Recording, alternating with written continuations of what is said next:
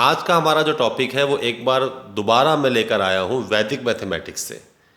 जी हाँ, वैदिक गणित से आज हम सीखने वाले हैं कि हम किसी भी नंबर, चाहे वो 2 डिजिट हो, 3 डिजिट हो, 4 डिजिट हो, का क्यूब, मतलब उस नंबर की मल्टीप्लिकेशन उस नंबर से 3 बार कैसे कर सकते हैं।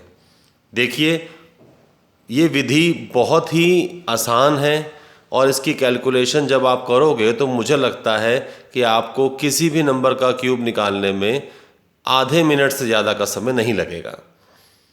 आइए स्टार्ट करते हैं हमारा आज का लेक्चर। मान लो आपके पास कोई 2 डिजिट नंबर है AB और आपने उसका क्यूब निकालना है। B is the unit digit और A उसके लेफ्ट में जितनी भी डिजिट है, चाहे 2 डिजिट हो, 3 डिजिट हो, उसको आपने A मानना है। देखिए, मैं आपको इसकी वर्किंग समझा रहा हूँ, बाकी हम 3-4 क्वेश्चन भी सॉल्व करके देखते हैं। वर्किंग क्या है जी इसकी?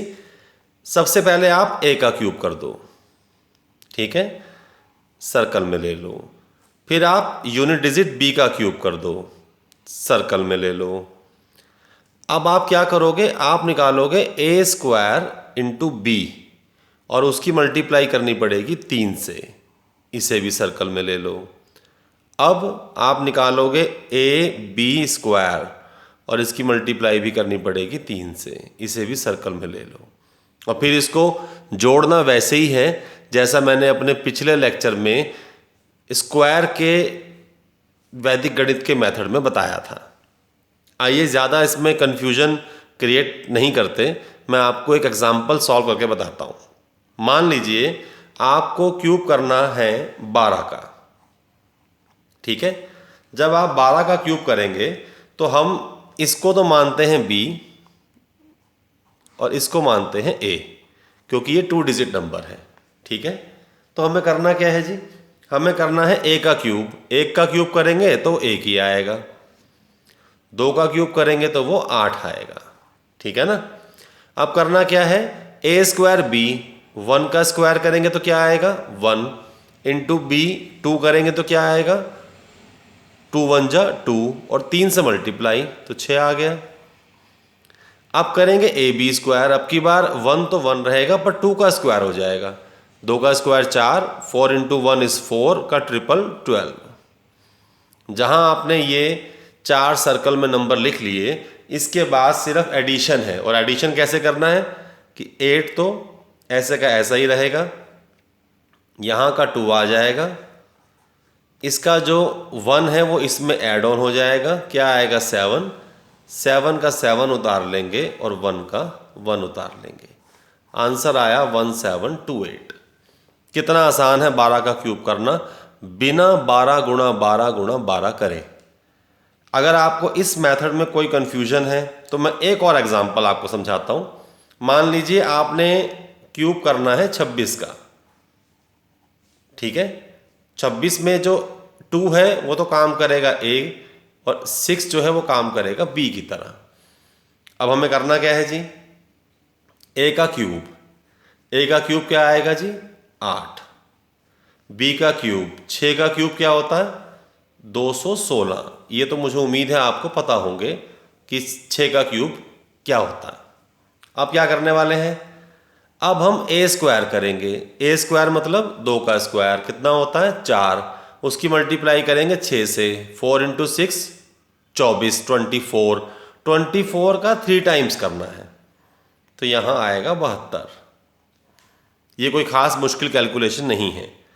फिर क्या करना है?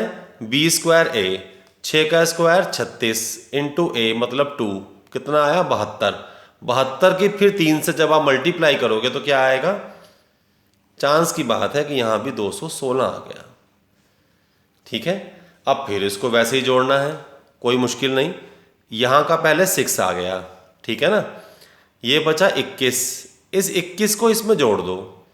जब आप 21 को इसमें जोड़ोगे तो क्या आएगा? 237। 37 का 7 यहाँ उतार दो, बचा क्या हमारे पास? 23। 23 को इसमें जोड़ दो 72 में। 72 में 23 जोड़ा कितना आया जी? 95। 95 का 5 यहाँ उतार दो, ये बचा 9, 9 और 8 17, 17,576 ये क्यूब आ गया 26 का। कितना आसान है वैदिक मैथमेटिक्स से किसी भी नंबर का क्यूब निकालना। अब आपको लगेगा कि एक एग्जाम्पल और बताना चाहिए था वरना समझ में नहीं आ रहा। लीजिए एक एग्जाम्पल और ले लेते हैं। 83 का क्यूब, ठीक है। 8 का क्यूब क्या आने वाला है? 512। ये तो हमें पता ही है, कुछ नंबर ऐसे हैं जिसके क्यूब हमें याद होते हैं। 8 का क्यूब 512। 3 का क्यूब क्या है जी? 27। 8 का स्क्वायर करो, 8 8 जा 64। 64 इंटू 3 जब आप करोगे तो क्या आएगा? 64 इंटू 3 192, और 192 का जब आप ट्रिपल करोगे तो आएगा 576। ये बहुत बेसिक सी कैलकुलेशन है, ये तो मैंने आपको करके दिखा दी, वरना ये माइंड में हो जाती है। 64 इंटू 3 576 आ गया। अब करोगे 3 का स्क्वायर 9, 9 8 जा 72, फिर 72 की मल्टीप्लाई करनी पड़ेगी 3 से। चांस की बात है वो इस बार भी 216 आ गया, ठीक है। अब क्या करना है जी? अब इसका एडिशन करना है। यहाँ देखो 7 आ गया, बचा हुआ 2 इसमें जोड़ दो, कितने हो गए? 218 का 8 आ गया। बचा हुआ 21 इसमें जोड़ दो, कितने हो गए? 597 का 7 यहाँ लिख दो। 59 इसमें जोड़ दो, जब आप जोड़ोगे तो ये आएगा 571, 5,71,787। ये बन गया 83 का क्यूब। कितनी सिंपल कैलकुलेशन है और कितनी सिस्टमेटिक कैलकुलेशन है आप कह सकते हो। अब जाते जाते एक लास्ट क्वेश्चन मैं आपको और समझाता जाता हूं ताकि आपको लगे कि ये खाली 2 डिजिट का नहीं, 3 डिजिट पे भी अप्लाई हो सकता है। मान लीजिए कोई आपसे कहता है 125 का क्यूब बताओ, क्या आएगा? तो दोस्तों 125 का क्यूब निकालने के लिए b तो काम करेगा 5 का और 12 काम करेगा a का। तो ये a हो गया जी, ये b हो गया। 12 का क्यूब, चांस की बात है कि 12 का क्यूब हमने अभी अभी निकाला है, 1728। इसको बॉक्स में ले लो। 5 का क्यूब 125, ये हमें पता है, ठीक है ना। अब आगे क्या करने वाले हैं हम लोग? 12 का स्क्वायर 144, फिर उसकी मल्टीप्लाई होगी 5 से। 144 की जब 5 से मल्टीप्लाई होगी तो ये आएगा 720। 720 का 3 गुना करेंगे तो कितना आने वाला है जी? ये आएगा आपके पास 2160। अब आप कहोगे कि ये तो कैलकुलेशन बड़ी मुश्किल जा रही है, उससे तो आसान है 125 गुणा 125 गुणा 125। अब क्या करेंगे? b स्क्वायर है, 5 का स्क्वायर 25, 25 गुणा 12 300, 300 गुणा 3 900। अब इसके बाद बचा क्या? सिर्फ इनको जोड़ना, और जब आप इनको जोड़ोगे तो देखिए क्या आने वाला है। सबसे पहले तो 5, 12 बचा, 12 इसमें जोड़ दो, कितना आया जी? 912 का 2 यहाँ लिख दो, ठीक है। कितना बचा? 91, 91 इसमें जोड़ दो, 2251, 2251 का 1 यहाँ लिखो, 225 इसमें जोड़ दो। जब आप 225 में जोड़ोगे तो ये आपको देगा 1953,